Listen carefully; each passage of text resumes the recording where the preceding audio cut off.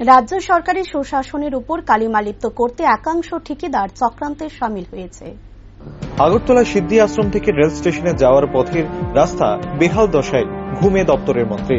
আগরতলা সাবরুম জাতীয় সড়ক থেকে সিদ্ধি আশ্রম হয়ে রেল স্টেশন যাওয়ার রাস্তাটা দীর্ঘদিন ধরেই বেহাল অবস্থায় পড়ে আছে। সরকার উদ্যোগ নিয়েছে ডাবল লেন করা, কিন্তু কন্ট্রাক্টর কাজ না করে ফেলে রেখেছে আজকে দীর্ঘদিন যাবৎ। ফলে বেহাল রাস্তার দরুন যাত্রী সাধারণ থেকে শুরু করে গাড়ি চালকদের প্রত্যেকদিন অসুবিধার সম্মুখীন হতে হচ্ছে। অটো চালক থেকে শুরু করে সাধারণ জনগণ উগরে দিলেন তাদের ক্ষোভ। তাদের অভিযোগ, আজ 6 থেকে 7 মাস ধরে গুরুত্বপূর্ণ ভিআইপি রাস্তাটির কাজ করছে না নিয়োজিত ঠিকাদার, যার ফলে যান চালকদের যানবাহনের ক্ষতি হচ্ছে এবং মেইনটেন্যান্সের খরচ বেড়েছে বলে মন্তব্য করেন যান চালকরা।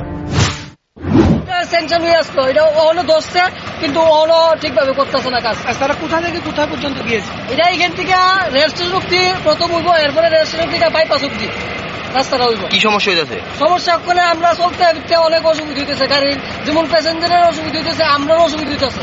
আমরা চলতে যেমন কয়দিন আগে এদিকে এক্সেল বাইন গেছে, এক্সেলটা লাগাইছি প্রায় 2,500 টাকা খরচ হয়েছে আমার, এর মধ্যে আবার ফাটছে অনেক।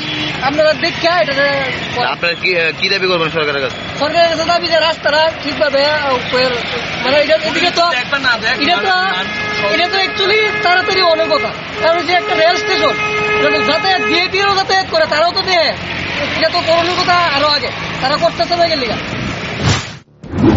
সিদ্ধি আশ্রম থেকে রেল স্টেশন পর্যন্ত প্রতিদিন মন্ত্রী, নেতা সহ কয়েক হাজার মানুষ এই রাস্তা দিয়ে চলাচল করেন, কিন্তু সরকার জনসাধারণের সুবিধার লক্ষ্যে এই রাস্তাটি ডাবল লেন করার সিদ্ধান্ত নেয়। যে ঠিকাদার এই কাজের বরাত পেয়েছেন তিনি সরকারের উন্নয়নকে হেয় করতে চান বলে আম জনতার মন্তব্য। এখন দেখার সংশ্লিষ্ট দপ্তরের মন্ত্রী এবং রাজ্য সরকার অতি দ্রুত রাস্তা তৈরি করার ক্ষেত্রে কি পদক্ষেপ গ্রহণ করেন। Bureau report, rising Tripura.